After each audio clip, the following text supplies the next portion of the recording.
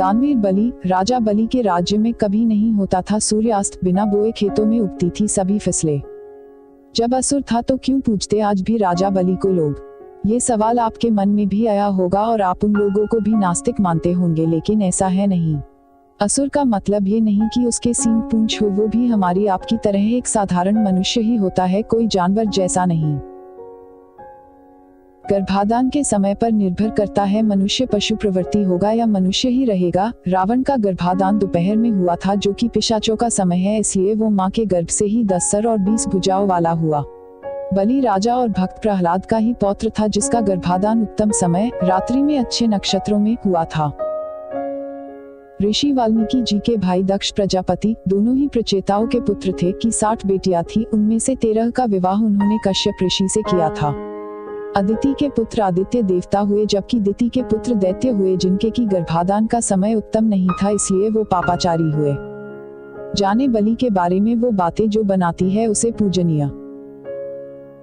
राजा बलि के राज्य में सूर्य कभी अस्थि नहीं होता था, वो स्वयं ही सभी ग्रहों का काम करते थे। उनके राज्य में बिना बोए ही खेतों में फसलें उगती और पकती थी, किसान सिर्फ काटते थे।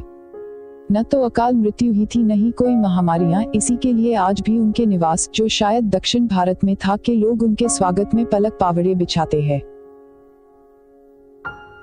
लेकिन उन्होंने कुछ गलतियां भी की थी, जिसके चलते उनका राज्य गया, अन्यथा अभी तक रहता राज्य। एक बार खाना कहते समय उन्होंने जूठे हाथों से गाय का घी छू दिया था, और दूसरा वो त्रिदेवों को नहीं बल्कि अपने को पुजवाते थे, जिसके चलते ही अदिति ने वरदान प्राप्त कर उनका राज्य छीन लिया था। अगर वो त्रिदेवों की ही पूजा करवाते और घी को जूठे हाथों से नहीं छूटे तो शायद आज भी वो ही राजा रहते। लेकिन एक सच और भी जान लीजिए, भगवान विष्णु के वरदान के अनुसार अगले इंद्र राजा बलि ही होंगे, और तब दिन रात सूर्य तपती रहेगा, फिर फसलें खेतों में बिना बोए उगेगी। हिंदी कैलेंडर के श्रावण महीने की पंचमी यानी कि नाग पंचमी के दिन से दक्षिण भारत में ओणम उत्सव का आयोजन शुरू होता है, जो कि रक्षाबंधन के अगले दिन प्रतिपदा को समाप्त हो जाता है। मान्यता है कि पंचमी के दिन राजा बलि धरती पर अपनी प्रजा से मिलने आते हैं और रक्षाबंधन के अगले दिन चले जाते हैं,